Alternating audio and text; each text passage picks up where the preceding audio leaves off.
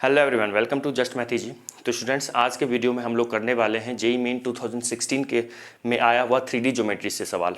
ठीक है, तो जो भी बच्चे फर्स्ट टाइम इस चैनल पे आए हैं मैं उन्हें बता दूं, स्टूडेंट्स आप लोगों को जेईई मेन में जब से जेईई मेन एग्जाम स्टार्ट हुए, मतलब जो पहले हम लोग AIEEE के नाम से जिसको जानते थे, जब से स्टार्ट हुआ है तब से लेके टिल नाउ अभी तक जितने भी जेईई मेन में मैथमेटिक्स में सवाल आए हुए हैं, आप लोगों को हर क्वेश्चंस का सॉल्यूशन मिल रहा है। मैं प्लेलिस्ट बना दिया हूं, आप चैनल के प्लेलिस्ट में जाइए और वहां पे देखिए चैप्टर वाइज हर चैप्टर, जैसे को ये 3D ज्योमेट्री का क्वेश्चन अगर है तो 3D ज्योमेट्री के प्लेलिस्ट में होगा। ओके, तो हर वीडियो में मैं एक ही सवाल बता रहा हूँ ताकि वीडियो छोटा भी रहे और आप लोग को मतलब सवाल से मैं कुछ समझा पाऊँ। मतलब हमारा टारगेट सिर्फ सवाल करना ही नहीं होगा, हम लोग सवाल से कंसेप्ट भी रिवाइज कर पाएँ। ठीक है, तो अगर किसी बच्चों को लगता है कि नहीं मैं एक बार में 5-7 सवाल करना चाहता हूँ, तो आप जाइए प्लेलिस्ट में जाइए, एक क्वेश्चन कीजिए, फिर अगले वीडियो में जाइए सेकंड क्वेश्चन कीजिए, फिर उसके अगले वीडियो में जाइए और थर्ड क्वेश्चन कीजिए। ठीक है, तो स्टूडेंट्स ये जो क्लास है ये 3D ज्योमेट्री का पहला क्वेश्चन सॉल्यूशन सीरीज का फर्स्ट क्लास है, जो कि क्वेश्चन नंबर हमारा फर्स्ट है, जिसमें कि जेईई मेन 2016 का मैं पहले क्वेश्चन बता रहा हूँ जो कि ये दिया हुआ है। ठीक है, तो चलो स्टार्ट करते हैं क्वेश्चन करना। देखो ट्रायंगल में क्या दिया हुआ है ना, सबसे पहले मैं आप लोग को एक बात बता दूं कि इस सवाल से ना मैं आप लोग को क्या रिवाइज करवाऊंगा, डायरेक्शन रेशियो या डायरेक्शन कोसाइन का कंसेप्ट क्या होता है और मीडियन का मतलब क्या होता है। तो पहले हम लोग जान लेते हैं मीडियन का मतलब क्या होता है। तो आई होप स्टूडेंट्स आप लोग को पता होगा मीडियन क्या होता है, लेकिन अगर किसी बच्चों को नहीं पता होगा तो मैं उनको बता दूं कि मीडियन क्या होता है। देखो मीडियन एक ऐसा लाइन सेगमेंट होता है, जैसे कोई ट्रायंगल है ना, जैसे मान लेते हैं ये ट्रायंगल ABC है। ओके, तो एक ट्रायंगल में जितने वर्टेक्स होते हैं उतने मीडियन होते हैं। अब मीडियन क्या होता है, तो मीडियन जो होता है ना, वो किसी भी वर्टेक्स से चलने वाला लाइन सेगमेंट या लाइन उसके अपोजिट साइड को बाइसेक्ट करे। जैसे मैं कहूँ A से चलने वाला लाइन जो अगर BC को क्या कर दे, बाइसेक्ट कर दे, ठीक है, 2 इक्वल पार्ट्स में डिवाइड कर दे, तो ये क्या कहलाएगा, मीडियन कहलाएगा। और जैसे इसको बोल देते हैं मान लो AD, तो AD जो है मीडियन है जो किसको बाइसेक्ट कर रहा है, AD मीडियन किसको बाइसेक्ट कर रहा है, साइड BC को कर रहा है। और मान लो B से चला एक मीडियन, एक लाइन चला और AC को बाइसेक्ट कर दिया। ठीक है, AC को बाइसेक्ट कर दिया, तो ये जो कहलाएगा, ये जो BE है ये मीडियन है थ्रू वर्टेक्स A या median from vertex A bisect side AC। और एक दूसरा मीडियन ले लो, एक C से चलने वाला मीडियन ले लो, मान लो ये F मान लो, CF मान लो इसको, ठीक है, ये CF मान लो, तो ये आपस में इक्वल हो जाएंगे। ठीक है, अगर CF सवाल में लिखा हुआ है कि CF मीडियन है, तो हमें पता इनडायरेक्टली सवाल देने वाला ये कह दिया कि B से लेके F तक की लेंथ और F से लेके A तक की, मतलब ये दोनों लेंथ इक्वल है। मीडियन का मतलब ही होता है वर्टेक्स से चलने वाला एक लाइन जो कि अपोजिट साइड को क्या कर दे, बाइसेक्ट कर दे, बस मीडियन का यही मतलब होता है। आई बात समझ में? तो ये कंसेप्ट हमारा रिवाइज हो गया। ठीक है ना, ध्यान है ना, नज़र एकदम स्क्रीन पे रखो। तो पहला ये कंसेप्ट रिवाइज हो गया। अब सुनो दूसरा कंसेप्ट एक ये है, आप डायरेक्शन रेशियो तो समझते हैं क्या होता है ना, डायरेक्शन रेशियो या फिर डायरेक्शन कोसाइन क्या होता है। जैसे कि मान लो हम लोग 3D ज्योमेट्री की बात करें, ये मान लो Y एक्सिस हो गया, ये मान लो X एक्सिस हो गया और ये मान लो Z एक्सिस हो गया। ठीक है, ये XYZ, और मान लीजिए कोई लाइन है। ठीक है, मैं इसको दूसरे कलर से बनाता हूँ ताकि आपको दिखे। मान लीजिए एक लाइन है, ये मान लीजिए कोई स्ट्रेट लाइन है। ठीक है, ये मान लीजिए लाइन है और ये लाइन मान लो X एक्सिस से अल्फा एंगल बना रहा है, Y एक्सिस से मान लो बीटा एंगल बना रहा है और Z एक्सिस से मान लो गामा एंगल बना रहा है। ठीक है, ये X एक्सिस हो गया, ये Y एक्सिस, ये Z एक्सिस हो गया। और अगर सवाल में कह रहा है लाइन इक्वली इंक्लाइंड है with coordinate axis, coordinate axis का मतलब क्या होता है, X एक्सिस Y एक्सिस। अगर 2D की बात हो, 3D की बात हो तो क्या होगा, X एक्सिस Y एक्सिस और Z एक्सिस। ठीक है, इन्हीं को कोऑर्डिनेट एक्सिस बोलते हैं।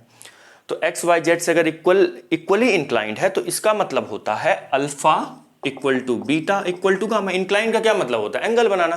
तो इक्वली इंक्लाइन लिखा हुआ है, क्या मतलब हुआ इसका, alpha equal to beta equal to gamma, simple. ठीक है, तो alpha equal to beta equal to gamma अगर इक्वल है तो इट मीन्स व्हाट, ये line L equally incline with तीनों एक्सिस से। वैसे यहाँ लग नहीं रहा होगा, मैं एक रफ डायग्राम बनाया हूँ, है ना, अब ये मत सोचने लगना सर ये तो लग ही नहीं रहा है इक्वल, ये मैं एक रफ डायग्राम बनाया हूँ। ठीक है, इक्वली इंक्लाइन का मतलब ये होता है। और जब इक्वली इंक्लाइन होता है तो इट मीन्स क्या, आप याद रखिएगा डायरेक्शन रेशियो, जैसे लाइन के मान लीजिए डायरेक्शन रेशियो मान लेते हैं कुछ है, लेट से क्या मान लूँ मैं, A1, B1, ठीक है ना, C1। तो अगर इक्वली इंक्लाइंड है, मैं दो चीज़ यहाँ पे ना नोट करके लिख देता हूँ, आप ध्यान रखिएगा कि अगर सवाल में लिखा हुआ है इक्वली इंक्लाइंड, ठीक है, इक्वली इंक्लाइंड, तो इट मीन्स क्या, डायरेक्शन रेशियोज इक्वल होते हैं, है ना, या फिर ऐसा बोल दो alpha equal to beta equal to gamma, मतलब डायरेक्शन कोसाइंस इक्वल होते हैं। अल्फा बीटा गामा तो एंगल है और कॉस अल्फा डायरेक्शन कोसाइन हो जाता है, ठीक है। Cos alpha equal to cos beta equal to cos gamma, ये क्या हो जाएंगे, इक्वल हो जाएंगे। Cos alpha equal to cos beta equal to cos gamma क्या हो जाएंगे, इक्वल हो जाएंगे। आई बात समझ में। और दूसरा एक और चीज़, डायरेक्शन रेशियोज भी क्या हो जाएगा, इक्वल हो जाएगा। A1 equal to B1 equal to C1 हो जाएगा। बस यही दो कंसेप्ट यूज करेंगे इस सवाल में। आई बात समझ में। चलो सवाल पढ़ते हैं। देखो लिखा हुआ है इन अ ट्रायंगल ABC, कोई ट्रायंगल है ABC, ठीक है। एक काम कीजिए स्टूडेंट्स, आपने इसको लिख लीजिए, मैं इनको रफ करने वाला हूँ, ठीक है। आप इसको लिख लीजिए, पहले लिख लिए हो ना, नहीं लिखे हो तो वीडियो को बैक करके लिख लो, ठीक है। मैं रफ कर दिया हूँ, ओके। मुझे सॉल्यूशन में इसकी जरूरत थी। तो देखो कोई ट्रायंगल है ABC। अब ट्रायंगल का ना, जैसे यही वाला ट्रायंगल है, मान लो ये ट्रायंगल ABC, प्लेन, प्लेन का मतलब होता है कोई प्लेन सरफेस, है ना। आप जिस टेबल पे अभी पढ़ रहे हो दैट इज अ प्लेन। ये जैसे बोर्ड है तो ये एक प्लेन है ना। तो प्लेन, किसी प्लेन में ना कोई ट्रायंगल ABC है, उसका वर्टेक्स दिया हुआ है। जैसे वर्टेक्स A दिया हुआ है 2, 3, 5, वर्टेक्स B दी हुई है -1, 3, 2, और वर्टेक्स C दिया हुआ है लैम्डा 5 म्यू। ये अपने को क्या दिया हुआ, वर्टेक्स दिया हुआ है। अब कह रहा है कि यहाँ पे जो इफ मीडियन थ्रू A, देखो मीडियन थ्रू A का क्या मतलब हो गया, AD की बात चल रही है ना। मीडियन थ्रू A का क्या मतलब हो गया, AD की बात चल रही है। Median through A is equally inclined with coordinate axis. वही अभी मैंने जो बोला, अगर इक्वली इंक्लाइंड होगा मतलब alpha equal to beta equal to gamma, मतलब cos alpha equal to cos beta equal to cos gamma, या फिर उसके डायरेक्शन रेशियोज भी इक्वल होंगे, है ना। जैसे कोई वेक्टर है, मान लेते हैं एक वेक्टर है, वेक्टर भी इक्वल टू मान लो x1i plus y1j plus z1k लिखा हुआ है। और सवाल में ऐसा कह दे कि ये वेक्टर जो है ना इक्वली इंक्लाइंड है, ठीक है, कोऑर्डिनेट एक्सिस से क्या है, इक्वली इंक्लाइंड है। तो इट मीन्स हम कह सकते हैं यहाँ से x equal to y equal to z, ठीक है। अगर कोई वेक्टर v कोऑर्डिनेट एक्सिस से इक्वली इंक्लाइंड है तो इसको भी लिख लीजिए, है ना। If v is equally inclined with coordinate axis, ठीक है ना। इसको लिख लो, ये काम आएगा अभी, है ना। कोऑर्डिनेट एक्सिस इक्वली इंक्लाइंड है तो क्या कर सकते हैं हम लोग, डायरेक्शन रेशियोज को इक्वल मान सकते हैं। आ रही है बात समझ में, ठीक है। तो यहां से अब देखो ये लिख लो, मैं इसको रफ कर रहा हूं, है ना। इसको लिख लीजिए, कोई वेक्टर v है i j के फॉर्म में होगा, और अगर वो इक्वली इंक्लाइंड होता है तो i j और k का कोफिशिएंट सब क्या कह सकते हैं हम लोग, ले सकते हैं, इक्वल मान सकते हैं, ले सकते हैं, ठीक है। तो यहां से अब देखो यहाँ पे क्या कर रहा है, AD जो है ना इक्वली इंक्लाइंड है विथ कोऑर्डिनेट एक्सिस, ठीक है। तो AD का डायरेक्शन रेशियोज तो कुछ होगा, ओके। तो अपने को पूछ रहा है lambda cube plus mu cube plus 5। ये लैम्डा म्यू कहाँ पे है, देखो लैम्डा म्यू C के कोऑर्डिनेट में दिया हुआ है।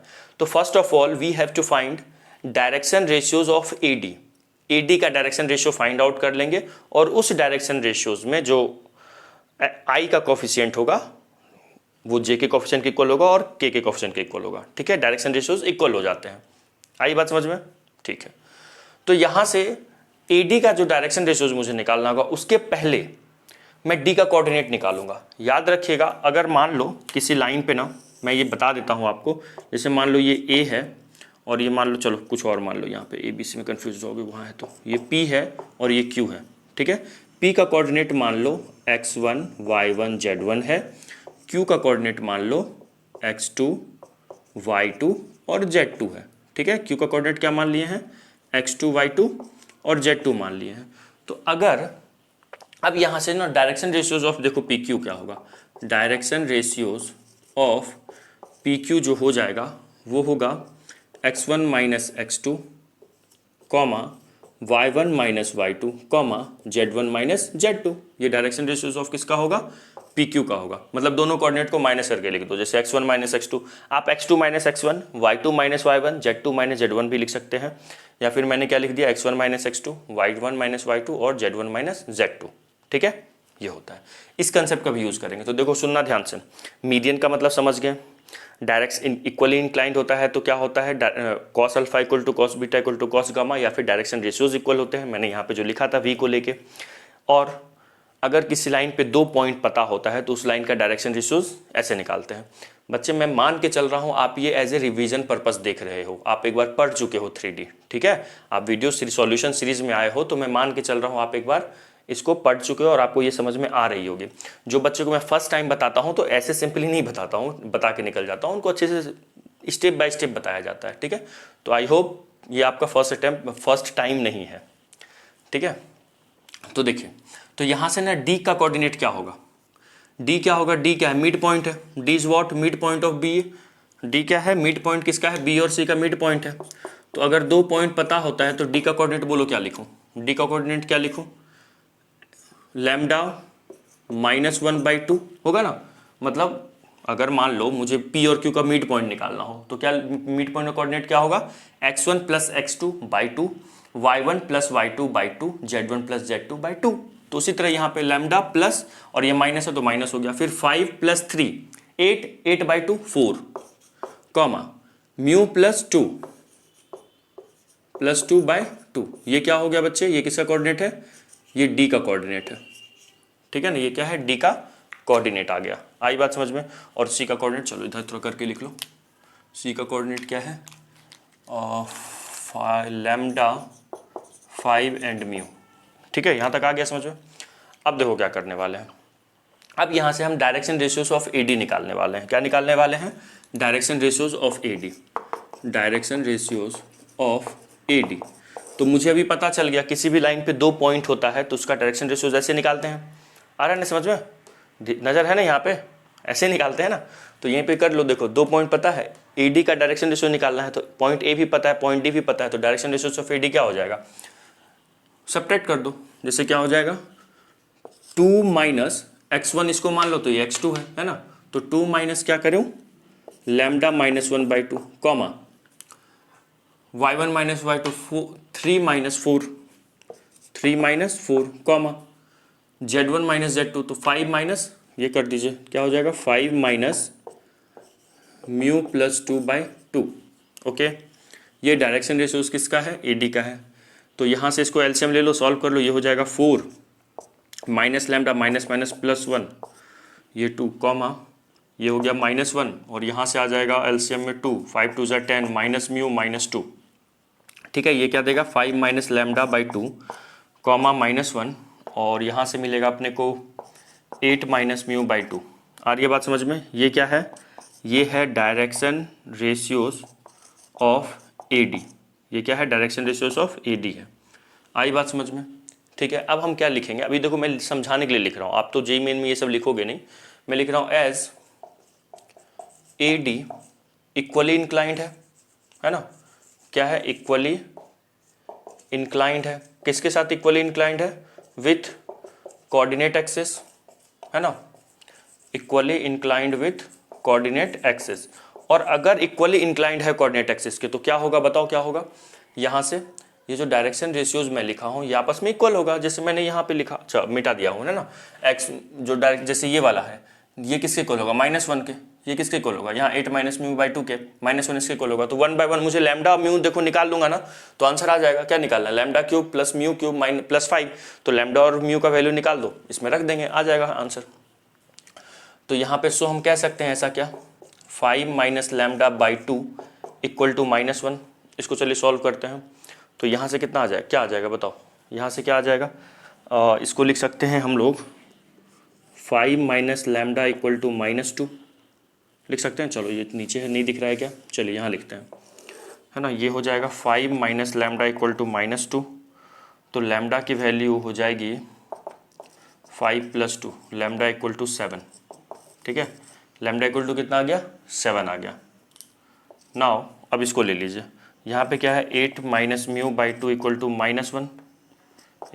-1, तो ये हो जाएगा 8 - μ = -2, म्यू उधर गया ये, तो म्यू का वैल्यू आ गया 6, ठीक है। म्यू का वैल्यू 6 नहीं आएगा, 10 आएगा, सॉरी म्यू का वैल्यू कितना आ गया 10। आई बात समझ में, अब तो सिंपल है। अब क्या करेंगे, बस जिस वैल्यू को ये नहीं लिखे हो तो लिख लो, है ना, इसको लिख लो, रफ कर रहा हूँ। अब क्या निकालना है, अब वैल्यू क्या निकालनी है अपने को, लैम्डा क्यूब + म्यू क्यूब +5, तो बस कर लीजिए। Lambda cube plus mu cube plus 5। Lambda का वैल्यू कितना है 7, 7 क्यूब प्लस म्यू का वैल्यू कितना है 10 है ना, 100 मैंने क्यों लिखा 10 है ना, तो 10 क्यूब प्लस 5, 7 का क्यूब कितना होगा, देखो 10 का क्यूब तो 100 हो जाएगा सर, 7 का क्यूब हो जाएगा 7 7 जा ये 343 होता है शायद, है ना 7, हाँ 343 ठीक है। प्लस 100 का क्यूब कितना हो गया 1000 प्लस 5, इसको ऐड कीजिए तो ये हो जाएगा 1348। आई बात समझ में, कितना सिंपल देखो क्वेश्चन था। तो देखो आंसर क्या है, बी है, B is the correct answer. तो देखो बहुत सिंपल क्वेश्चन था ना, सिंपल दिया हुआ था कि किसी भी प्लेन में कोई ट्रायंगल है, उसका वर्टेक्स पता था, मुझे मीडियन कह दिया हुआ था और मीडियन कह रहा था इक्वली इंक्लाइंड है। तो मैंने क्या किया, पहले मीडियन का डी कोऑर्डिनेट निकाल लिया। कैसे निकाला, मीडियन का मतलब ही होता है अपोजिट साइड को बाइसेक्ट करे, और बाइसेक्ट करे मतलब क्या, डी क्या है, बी और सी का मिड पॉइंट है, तो मिड पॉइंट थ्योरम लगा दिए यहाँ पे। तो डी का कोऑर्डिनेट आ गया। जैसे ही डी का कोऑर्डिनेट आया तो किसी भी लाइन पे अगर 2 पॉइंट पता होता है तो उसका डायरेक्शन रेशियोज कैसे निकालते हैं, x1 minus x2, y1 minus y2, z1 minus z2 से मैंने क्या किया, यहाँ पे d का कोऑर्डिनेट निकाल, AD का डायरेक्शन रेशियो निकाल दिया। और AD क्या है, इक्वली इंक्लाइंड है। AD क्या है, इक्वली इंक्लाइंड था कोऑर्डिनेट एक्सिस से, था ना, इक्वली इंक्लाइंड था, तो इक्वली इंक्लाइंड था तो क्या हो गया, डायरेक्शन रेशियोज इक्वल हो गए। और उनको सॉल्व किया तो लैम्डा और म्यू आ गया और यहाँ पे वैल्यू रख दिए। आंसर क्या आ गया 1348। आई बात समझ में। तो बहुत सिंपल क्वेश्चन था। तो मिलते हैं नेक्स्ट सवाल में, नेक्स्ट वीडियो में, नेक्स्ट सवाल के साथ। तब तक के लिए bye, have a nice day.